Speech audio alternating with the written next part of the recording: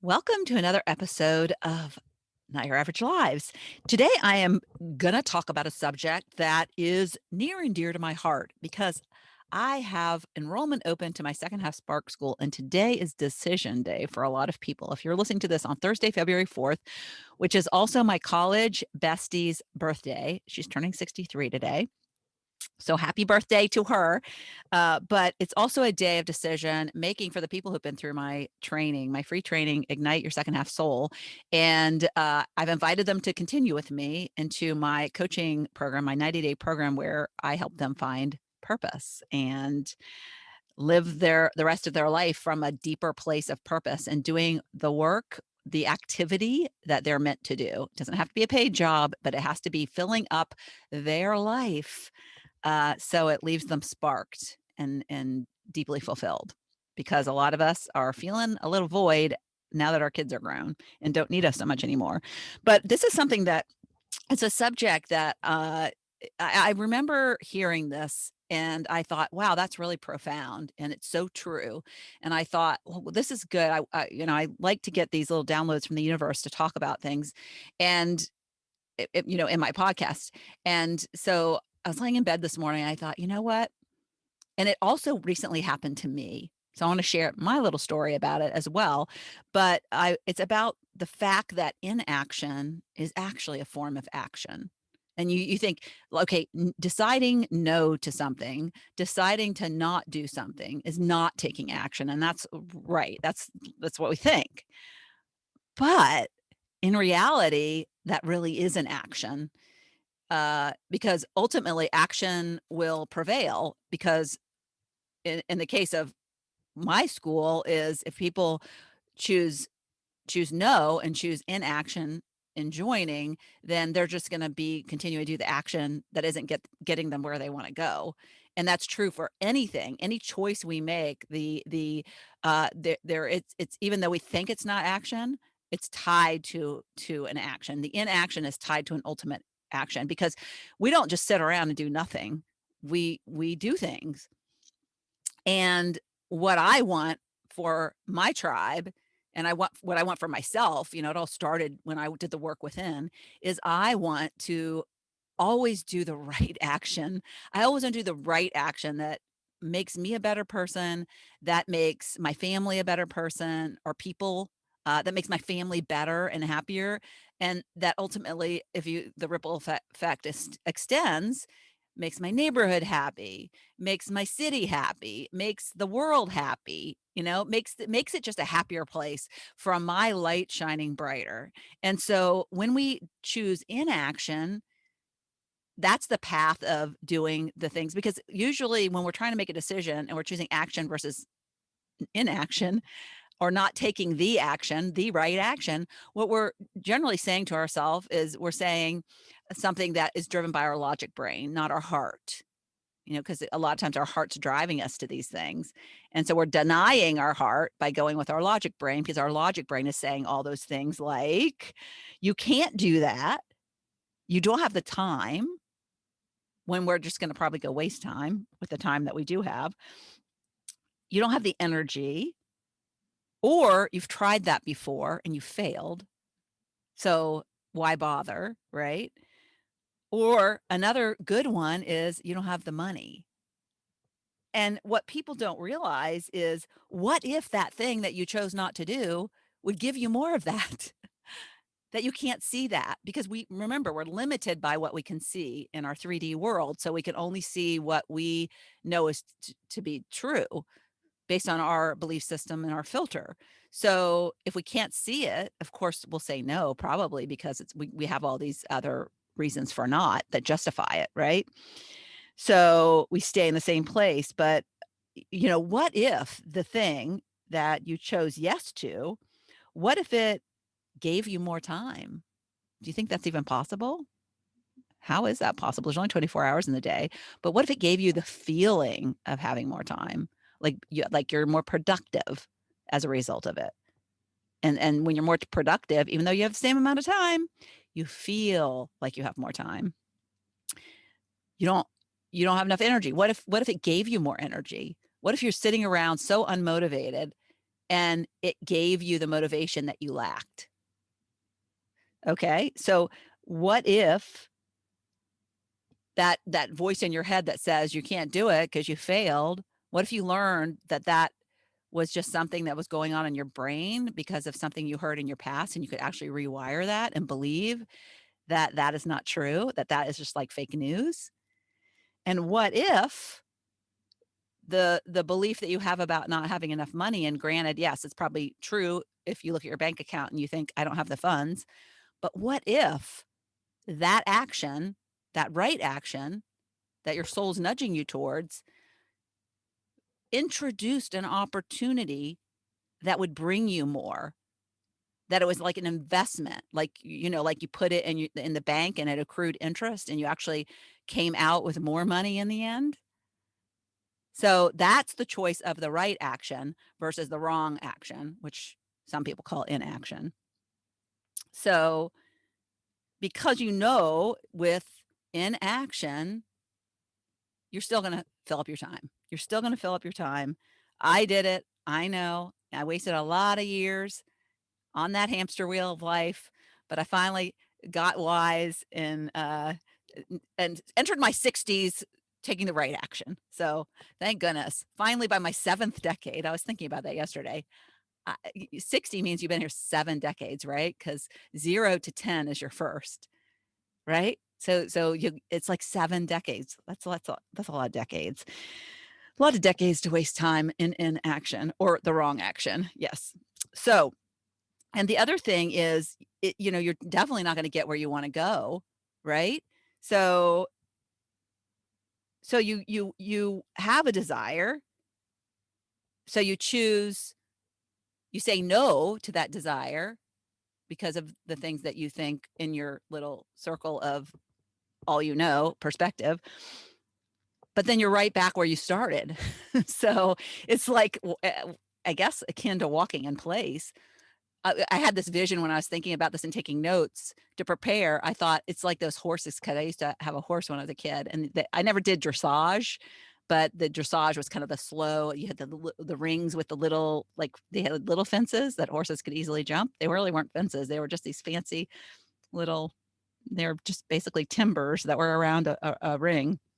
But I don't know if it was they did this or if it was some fancy Western show that they did this, but the sidestepping horses, they're like sidestep. So that's why, like, basically it is. You're walking in place or you're sidestepping. And you feel like, there's that you're maybe taking some action, but you're really not. You're not getting anywhere. You're not getting anywhere. So for me, I was in a quandary, right? So I experienced this myself, so I can share what was coming up for me. But I had the same experience because I have a goal of wanting to write a book. And I had this idea, it popped in my head probably like 6 years ago, before I was even doing what I'm doing now.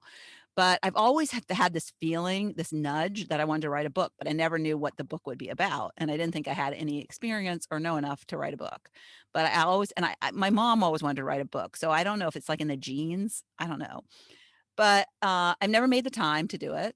So basically, I've chosen inaction and doing the wrong action towards writing a book. So nothing's getting done, right? So this year I decided, okay, this year I'm just gonna be the year ago. I'm gonna write the damn book. So then I do all my goals, which are around really developing my Spark School and developing my students. And I'm like, okay, where's the book fit into this? I don't see that anywhere on my goals. And so, but it's still there, it's still a goal. But then I thought, well, how am I going to execute on this? Because again, I feeling like, well, it's better to not say no to that, because I got too much on my plate, which is a lot of times why we say no to something. So then an opportunity came up, and a friend of mine who I know in a mentorship, and she was also on the podcast, Lynn Elioff, she has a mighty tiny book academy. And if you've ever wanted to like write a book, and it's like a quick, I love the say, I mean, it's such a masterful marketing like title, the mighty tiny book. Because nobody wants to write a huge book, right? That's so overwhelming, but you want it to be powerful. So she came up for this mighty tiny book, and her academy is open.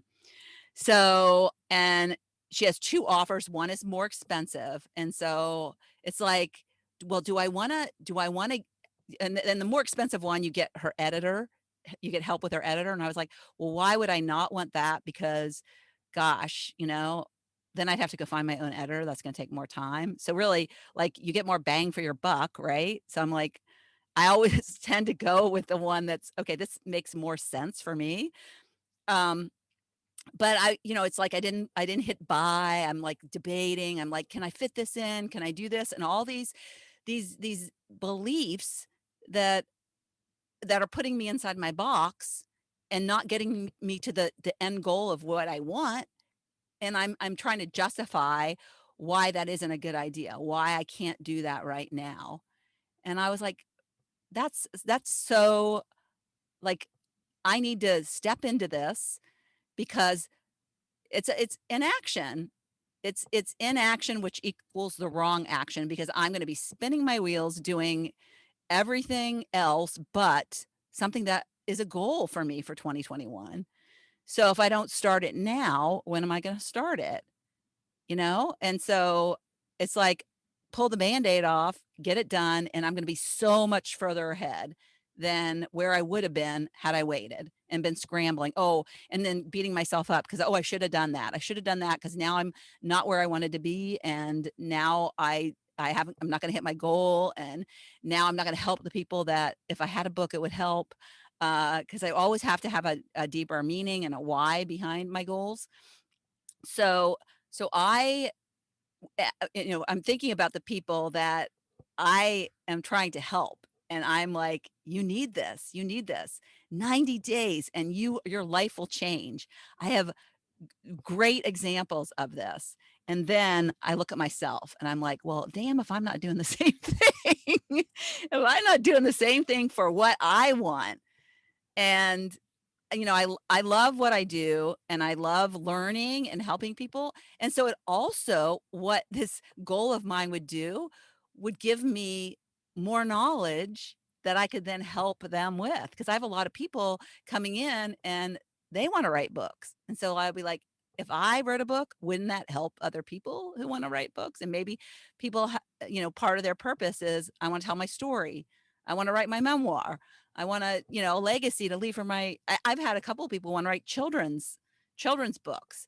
And so, yeah, just having that knowledge and having a resource like Lynn, who could help me in some way. And we could, so I look at this, as like this price tag, and then I think about all the ripple effect that it could help. Like this one, I get wrapped, and we do this, we get wrapped up in the cost versus the return on our investment for taking that action. So it's not just like yes or no, like action, inaction. It's like the result of that action. It's like the other side of that action, which is really hard for us to see because we don't have any experience. That's not a part of our experience in our world. So we're always just thinking within our filter, right? So then I start thinking because I know if you just open yourself up to outside the box and the magic that can happen once you start to think of the limitless possibilities that are out there for you. And I start to think, oh my gosh, I can help my students. There's a ripple effect. It's the ripple effect of helping more people who I don't even know yet. It's the ripple effect of getting to know Lynn on a deeper level. It's a ripple effect of understanding the what goes into this. It's so much more, and possibly bringing her in as an expert in my accelerators program, which I do with people who are business owners. So there's like you step back and you think, "Oh, it's not just what you think it is. It's so much more than what you think it is." The right action results in a million, uh, opportunities, a million unseen unknowns. And that's what I love about what I've learned and when you choose to follow that nudge, when you choose to follow and not listen to the logic brain that says all these things that are really not even true when you get down to it. And it's just delaying and keeping you where you don't want to be and where you're not going to reach your goals. And so, and I love the vision of just walking in place, because that's what it is. Because we're going to walk in place, and it's and yeah, use the hamster wheel example, because that's running in place, because we're exhausted, right? So we're not going to get anywhere, and we're just going to keep filling up our to-do list with our mindless stuff that we've been doing, and not making the right choice for us, and for ultimately, why I believe, because if we live from a lit up place, everybody else is going to be happier, right? So I know my husband's getting such a better version of me because of what I do today, and living my true purpose. So hopefully this has helped. I what my podcast really, I do my podcast, and I love having started it. I wanted to do it for 3 years and sat on it, really, because I didn't know what the idea, and that's another thing is, when you want to do something, really really make it a priority, because I just kinda sat on it and let it kind of, bake on slow oven mode, but I didn't really put a lot of thought into it. It would periodically float into my mind, which is that's a clear universe download. It would periodically float into my mind when my mind was idle, which wasn't very often, but when I would let my mind idle, it would come into my mind, and then I'd be like, "Oh, then do my mindless stuff." So if I had known now what I and having the experience of doing it, and all the people I've met, and how much I love it, and spending the time every week doing it, I would have made intentional time in my day to think about, what is it that I would do if I had a podcast, and I would have started sooner. And so I kind of wasted 3 years doing it, but the intent now, and why I started it, is to share stories and share my wisdom that I've gained through my experience, that will inspire you to take action, will inspire the right action. And so I just feel very strong about, if you are faced with a decision, and your heart has nudged you there, and you choose no, and you think it's inaction, it's really, you're choosing the wrong action. You're choosing to do something that'll only continue to take you further and further away, and waste time. And I don't wanna waste time. At 60, almost 2 years old in 2 weeks, I do not wanna waste time. I am not gonna waste time anymore. I'm done with that. And I'm very cognizant when I make my choices, and that's why I said yes to Lynn's program, and that's why I'm gonna get started on my book. So I hope you go after the thing that you are saying no to. Uh, well, if it's the right action, say no to it. If it's the right action, say no to it. But I hope you say yes to the things that your heart is nudging you to, and that are the right action. And that's what's important. And hopefully I've inspired you to do that. Okay? All right. See you next time. Thank you so much for tuning into the Not Your Average Lives podcast. If you haven't yet, make sure to subscribe on iTunes if you have an Apple device. You can find free resources and learn what else I have going on at the moment that might interest you on my website at notyouraverage.grandma.com. You can also find me on Instagram or Facebook at Not Your Average Grandma. If you liked this episode, it would make my heart so happy if you could leave me a 5-star rating. You can also add a review to let me know what you like about this podcast, which will help spread the word about it to others who need a little midlife inspiration. As always, be you, listen to your inner voice, and focus on reigniting that lost spark so you can start living your own Not Your Average life.